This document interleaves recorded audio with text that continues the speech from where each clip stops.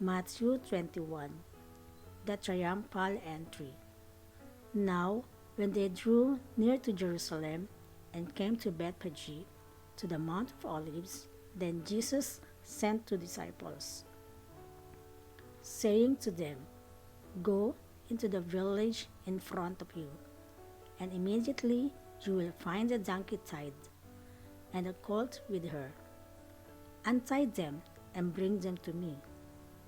If anyone says anything to you, you shall say, 'The Lord needs them,' and he will send them at once." This took place to fulfill what was spoken by the prophet, saying, "Say to the daughter of Zion, Behold, your king is coming to you, humble and mounted on a donkey, on a colt, the foal of a beast of burden." The disciples went and did as Jesus had directed them. They brought the donkey and the colt and put on them their cloaks, and he sat on them. Most of the crowd spread their cloaks on the road, and others cut branches from the trees and spread them on the road. And the crowds that went before him and that followed him were shouting, "Hosanna to the Son of David! Blessed is he who comes in the name of the Lord! Hosanna in the highest!" And when he entered Jerusalem, the whole city was stirred up, saying, "Who is this?" And the crowd said, "This is the prophet Jesus from Nazareth of Galilee." Jesus cleanses the temple. And Jesus entered the temple and drove out all who sold and bought in the temple, and he overturned the tables of the money changers and the seats of those who sold pigeons.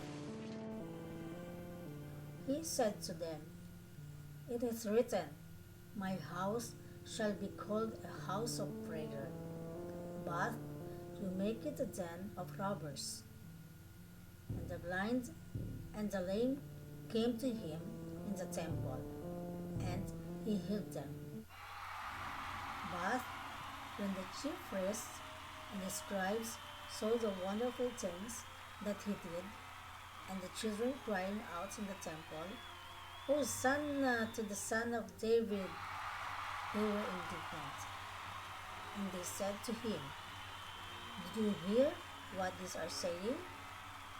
And Jesus said to them, "Yes, have you never read, 'Out of the mouth of infants and nursing babies you have prepared praise'?"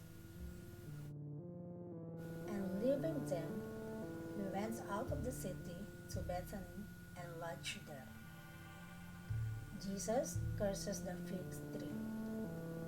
In the morning, as he was returning to the city, he became hungry. And seeing a fig tree by the wayside, he went to it and found nothing on it, but only leaves. And he said to it, "May no fruit ever come from you again." And the fig tree withered at once. When the disciples saw it, they marveled, saying, "How did the fig tree wither at once?" And Jesus answered them, "Truly, I say to you, if you have faith and do not doubt, you will not only do what has been done to the fig tree, but even if you say to this mountain, 'Be taken up and thrown into the sea,' it will happen.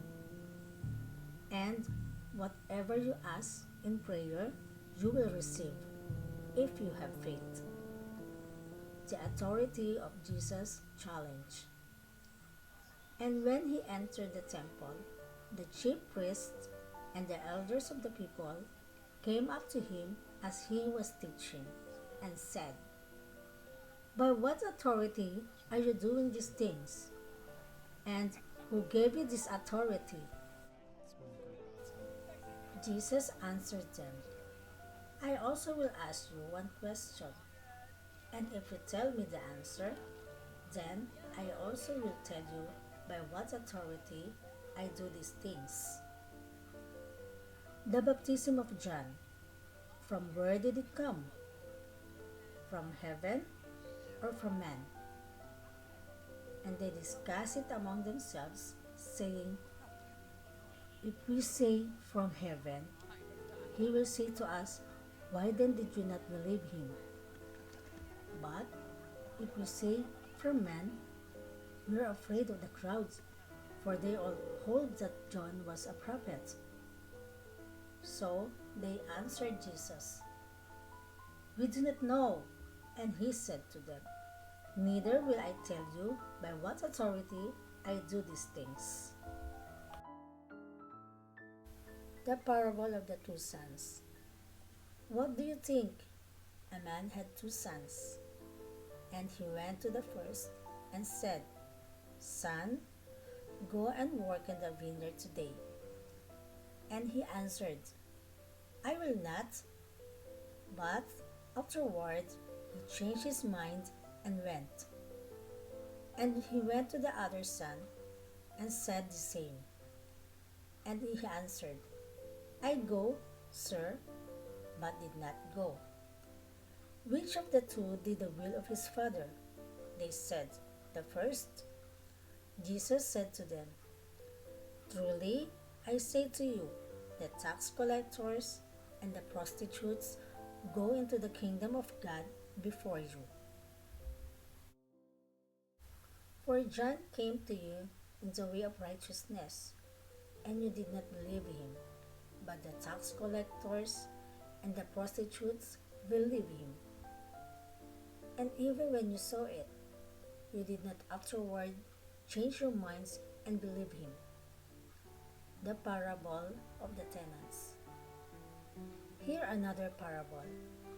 There was a master of a house who planted a vineyard and put a fence around it and dug a winepress in it and built a tower and leased it to tenants and went into another country.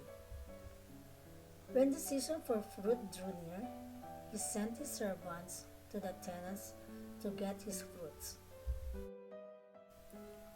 And the tenants took his servants and beat one, killed another, and stoned another. Again, he sent other servants, more than the first, and they did the same to them. Finally, he sent his son to them, saying, they will respect my son. But when the tenants saw the son, they said to themselves, this is the heir. Come, let us kill him and have his inheritance. And they took him and threw him out of the vineyard and killed him. When, therefore, the owner of the vineyard comes, what will he do to those tenants?